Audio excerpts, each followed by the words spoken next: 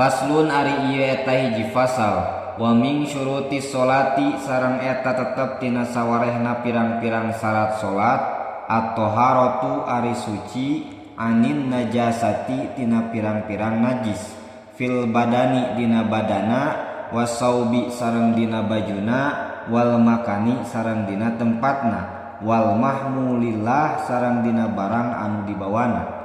Fa in laqo tuluy lamun mah ngantelan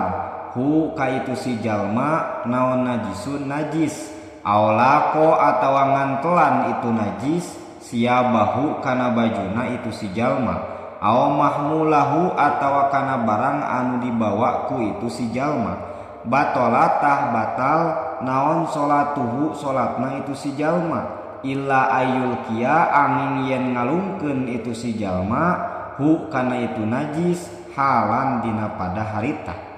aw yakunu atawa kabuktian itu najis ma'fuwan anhu eta anu dihampura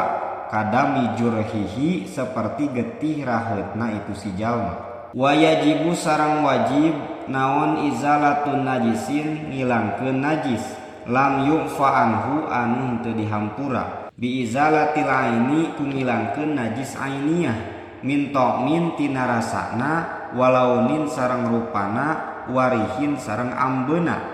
ngilangkeun teh bil ma'i ku make cai al mutahhiri anu nyucikeun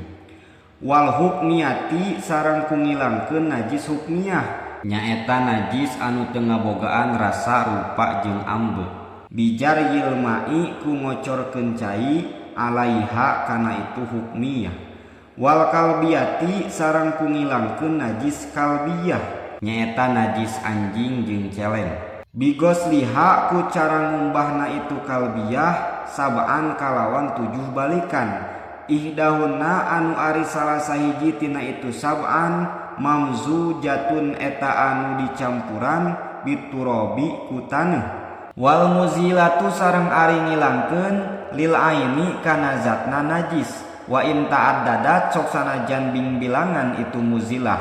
wahidatun eta diitung sakali wa yustaratu sareng disyaratkeun naon wurudul ma'i datangna cai ingkana lamun mah kabuktian itu maun qalilan eta cai anu saeutik